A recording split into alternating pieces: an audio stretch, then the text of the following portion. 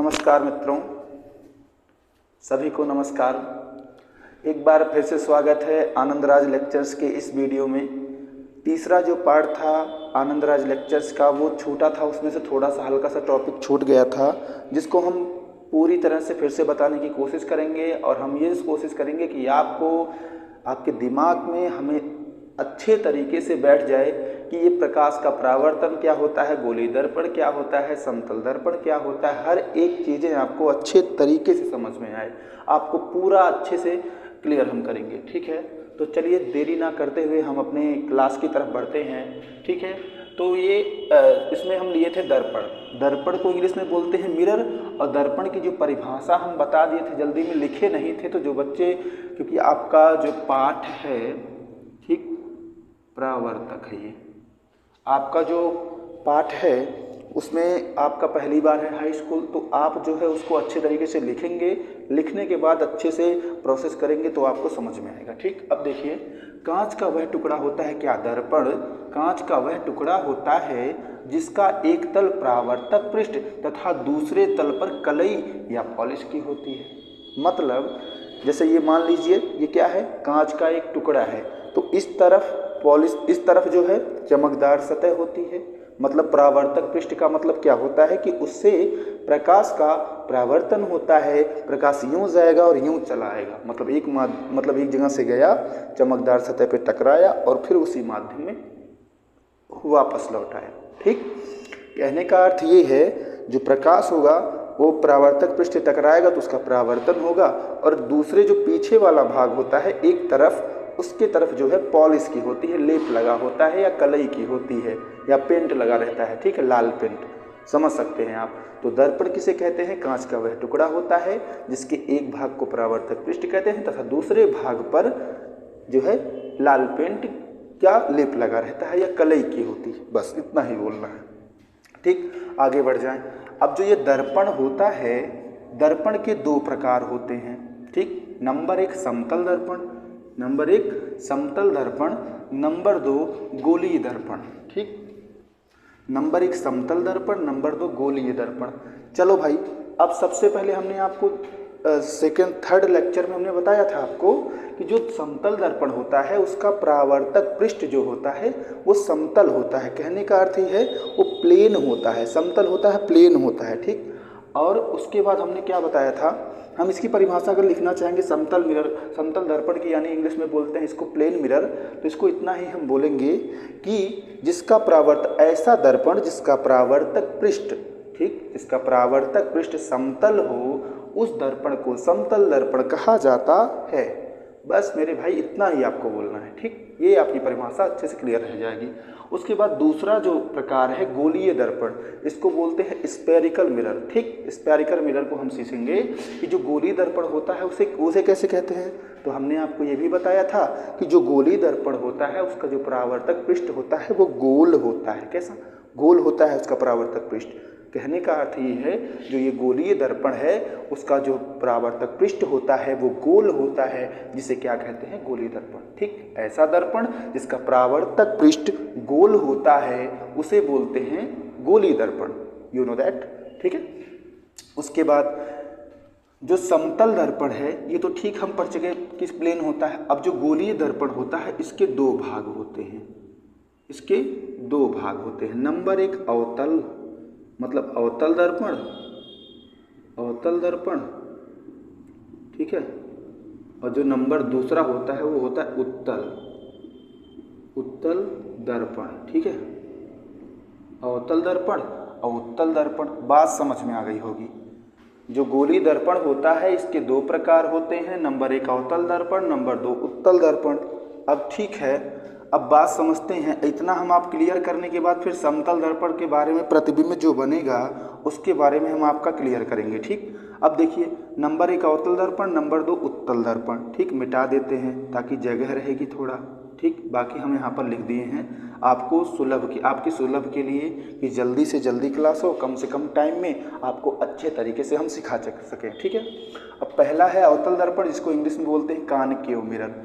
Concave mirror को परिभाषित करना रहेगा ना तो ऐसे आप बोलोगे कि ऐसा दर्पण, ठीक है, मतलब गोलीय दर्पण या बोल सकते हो ऐसा गोलीय दर्पण, ठीक है, जिसका दबा हुआ, ठीक है, जिसका परावर्तक तल, ठीक, मतलब कहेंगे कि वह दर्पण जिसका परावर्तक तल दबा हुआ होता है, मतलब यहाँ से जहाँ से प्रकाश का परावर्तन होता है वह भाग अंदर की ओर दबा हुआ या धंसा हुआ होता है, और जो उभरा भाग होता है उस पर कलई की होती है, मतलब उभरे भाग पर पॉलिश की होती है या कलई की होती है, उसे ही तो मेरे बाबू बोलते हैं अवतल दर्पण।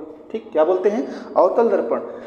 अब आप हम यही कह सकते हैं कि अवतल दर्पण वह दर्पण जिसका परावर्तक तल दबा हुआ, जिसका परावर्तक तल दबा हुआ और उभरे भाग से पर कलई की होती है, इस प्रकार के दर्पण को अवतल दर्पण कहते हैं। चलो अब इसका चित्र देखो, यहाँ पर ये धंसा हुआ जो भाग है मेरे बाबू, ये धंसा हुआ जो ये सतह है, ये तल जो है, इससे ये चमकदार सतह है, हमने लिख रखा है चमकदार सतह।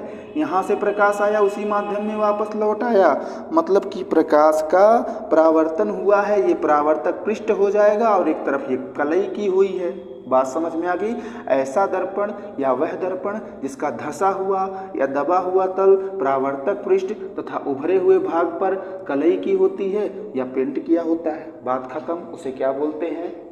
अवतल दर्पण बोलते हैं। चलो ये देखो चित्र भी है, आपको समझ में आ गया होगा। उसके बाद है नंबर 2 पर हमारा है उत्तल दर्पण। क्या है? नंबर 2 पर है उत्तल दर्पण। उत्तल दर्पण को हम समझने के लिए क्या बोलेंगे? देखो चित्र बना दिया, लेकिन हम लिख देते हैं वह दर्पण, ठीक है, वह दर्पण जिसका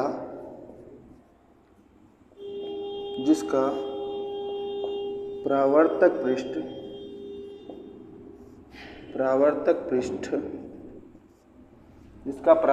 पृष्ठ उभरा हुआ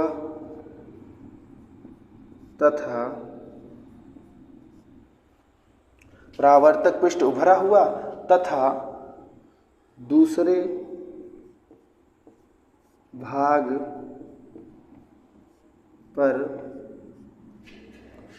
भाग पर कलई की होती है,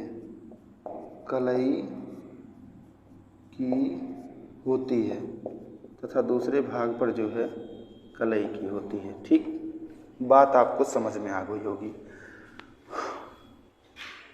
वह दर्पण, ठीक, जिसका परावर्तक पृष्ठ, वह दर्पण यहाँ नहीं लिखना भूल गए,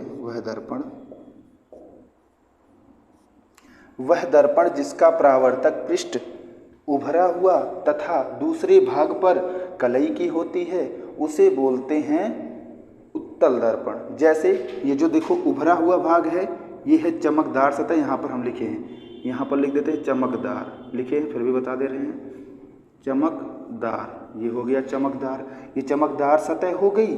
अब यहाँ से जब प्रकाश गया तो इधर चला आया उसी माध्यम में। कहने का अर्थ ये है कि चमकदार जो सतह है उसे परावर्तक पृष्ठ बोलेंगे, और जो उधर वाला धंसा हुआ भाग है या दबा हुआ भाग है उसको पॉलिशदार सतह बोलेंगे। सीधी सी बात है। ठीक, आपको समझ में आ गया हो। ऐसा दर्पण जिसका परावर्तक पृष्ठ उभरा हुआ तथा दूसरे भाग पर जो है कलई की होती है, मतलब दूसरे भाग पर कलई की होती है, या आप लिख सकते हो या दबे भाग पर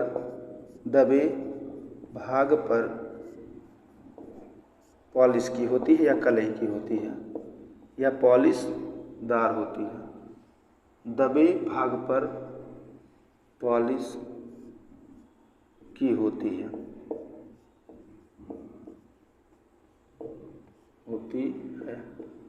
दबे हुए भाग पर पॉलिश की होती है, या कलई की होती है, या दबे भाग पर पॉलिश की होती है। बात समझ में आ गई होगी आपको। ठीक, तो जो अवतल, फिर से एक बार समझा देते हैं। दर्पण कांच का वह टुकड़ा होता है। ठीक, बात समझिए। दर्पण कांच का वह टुकड़ा होता है जिसके एक भाग पर पॉलिश की होती है, मतलब इधर वाले भाग पर पॉलिश की होती है, इधर वाले भाग, अरे देखते हैं ना शीशा कंघी बलवा नहीं झाड़ते बाबू, बाल झाड़ते हैं ना, तो देखते हैं ना कि मतलब दर्पण जो होता है, जो शीशा होता है, एक भाग पे कलई की होती है, लाल पेंट की, या बोल सकते हैं कि जो है पेंट लगा होता है, इस प्रकार से कलई की होती है, और दूसरे भाग से शीशा बिंदु लिपस्टिक देखते हैं ना लगाने के लिए, अरे बाल झाड़ते हैं देखते हैं तो एक भाग वो क्या रहता है, परावर्तक रहता है। समझ में आ गई बात, उसे बोलते हैं दर्पण। दर्पण के दो प्रकार होते हैं, नंबर 1 समतल दर्पण, नंबर 2 गोलीय दर्पण। ठीक, नंबर 1 समतल दर्पण, नंबर 2 गोलीय दर्पण। समतल दर्पण किसे कहते हैं, ऐसा दर्पण या वह दर्पण जिसका परावर्तक पृष्ठ समतल होता है, जिसका परावर्तक पृष्ठ समतल होता है। समतल का अर्थ ये है, ठीक है, आप इतना ही समझो, जैसे ये है प्लेन है, समतल है, यहाँ पर देखिए, यहाँ पर ये देखिए प्लेन है, समतल है, ठीक, इधर भी देखिए प्लेन है, समतल है, तो उसका मतलब ये है समतल होता है। जो परावर्तक पृष्ठ होता है ना बाबू, वो क्या होता है, समतल होता है। समतल का अर्थ ये है प्लेन रहेगा, उसे हम बोलेंगे समतल दर्पण। मतलब ऐसा दर्पण जिसका परावर्तक पृष्ठ समतल होता है उसे समतल दर्पण कहते हैं। नंबर 2 है गोलीय दर्पण, दर्पण का भाग है गोलीय दर्पण। तो ऐसा दर्पण जिसका जो है परावर्तक पृष्ठ, मतलब परावर्तक पृष्ठ किसे कहते हैं, जिससे प्रकाश का परावर्तन होता है, उस पृष्ठ को परावर्तक पृष्ठ कहते हैं। बात समझने वाली ये है कि गोलीय दर्पण कैसे कहेंगे, कि ऐसा दर्पण जिसका परावर्तक पृष्ठ गोलीय होता है उसे बोलते हैं गोलीय दर्पण। ठीक, अब गोलीय दर्पण के दो भाग होते हैं, एक अवतल दर्पण, एक उत्तल दर्पण। अवतल दर्पण किसे कहते हैं, इसको इंग्लिश में बोलते हैं कॉनकेव मिरर। अवतल दर्पण को अगर परिभाषित करेंगे तो इतना हम बोलेंगे कि ऐसा दर्पण जिसके दबे हुए भाग को परावर्तक पृष्ठ, दबे हुए भाग को परावर्तक पृष्ठ, दबा हुआ अवतल या परावर्तक पृष्ठ होता है, या उभरा हुआ भाग पर कलई की होती है। ठीक, अब उसके बाद उसे अवतल दर्पण कहते हैं। उत्तल दर्पण किसे कहते हैं, इसको इंग्लिश में बोलते हैं कॉन्वेक्स मिरर। वह दर्पण, ठीक है, यहाँ पर गलती से 2 बार लिख दिए, ठीक है, लिखे थे ऊपर, सॉरी कंफ्यूज हो गए थे। ठीक है, वह दर्पण जिसका परावर्तक पृष्ठ उभरा हुआ, ठीक, जिसका परावर्तक पृष्ठ उभरा हुआ, ठीक है, और जो है दूसरे भाग पर कलई की होती है, यानी जो दबे भाग पर पॉलिश की होती है। ठीक, जो दबा हुआ भाग रहता है उस पर पॉलिश की होती है। जैसे यहाँ पर देख लीजिए, ये दबा हुआ भाग है ये, और ये चमकदार है। ये देखो उभरा हुआ भाग है और ये पॉलिशदार है, मतलब ये चमकदार है। समझ में आ गई बात, तो यही चीज़ है दोनों में। ठीक, अब आपको अच्छे तरीके से समझ में आ गया होगा क्या हम आपको समझाना चाहते थे, क्या हम आपको बताना चाहते थे। अब अगले वीडियो में लेक्चर नंबर 4 में मिलेंगे। ये तीसरे वीडियो का ही पार्ट था। लेक्चर नंबर 4 में आपको अच्छे तरीके से समतल दर्पण से चित्रों के बारे में बनने को समझाएंगे कि समतल दर्पण से क्या क्या चीज़ें हो सकती हैं, क्या क्या चीज़ें नहीं हो सकती, वो सब चीज़ें आपको हम क्लियर करेंगे।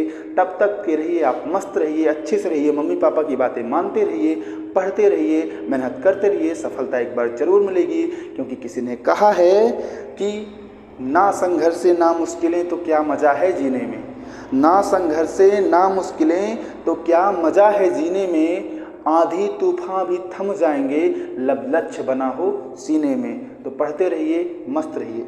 Thank you.